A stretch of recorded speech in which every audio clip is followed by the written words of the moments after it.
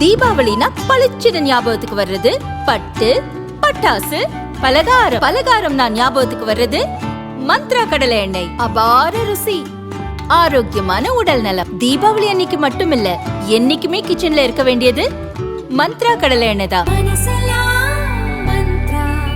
2 spoon போதும். Lion date syrup. இதுல iron, fibre, vitamins, நோய் எதிர்ப்பு சக்தி அதிகமா இருக்கு. Lion date syrup. விமான பணிநேர கட்டுப்பாட்டு விதிகள் காரணமாக விமான ஊழியர்கள் பற்றாக்குறையால் இண்டிகோ நிறுவன விமான சேவைகள் கடுமையாக பாதிக்கப்பட்டுள்ளன. இதனால் பல்வேறு நகரங்களில் இண்டிகோ நிறுவன விமானங்கள் தொடர்ந்து ரத்து செய்யப்பட்டதால் ஆயிரக்கணக்கான பயணிகள் பெரும் அவதிக்குள்ளாகினர்.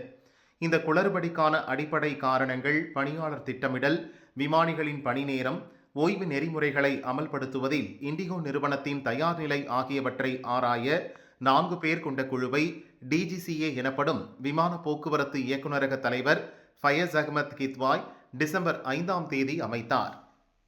தற்போது மேலும் 8 பேர் கொண்ட மேற்பார்வை குழுவை டிஜிசிஏ அமைத்துள்ளது.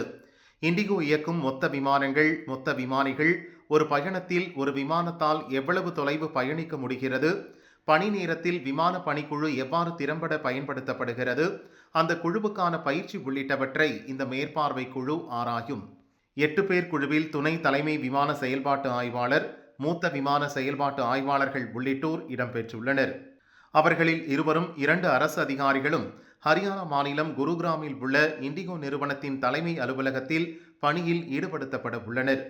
விமானங்கள் ரத்து, விமான பணிக்குழு நியமனம், அலுவலர் பற்றாக்குறையால் பாதிக்கப்படும் வழித்தடங்கள் உள்ளிட்டவற்றை அவர்கள் கண்காணிப்பர்.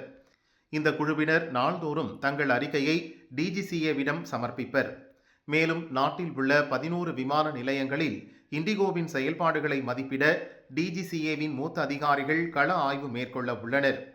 இந்த பணியில் ஈடுபடுத்தப்பட்டுள்ள அதிகாரிகள் அடுத்த 2-3 நாள்களில் தங்களுக்கு ஒதுக்கப்பட்ட விமான நிலையங்களில் நேரில் ஆய்வு மேற்கொண்டு டெல்லியில் உள்ள டிஜிசிஏவின் விமான பாதுகாப்புத்துறை செயல்பாட்டு இயக்குநருக்கு விரிவான அறிக்கையை சமர்ப்பிப்பர் என்று டிஜிசிஏ வெளியிட்ட அறிக்கையில் தெரிவிக்கப்பட்டுள்ளது.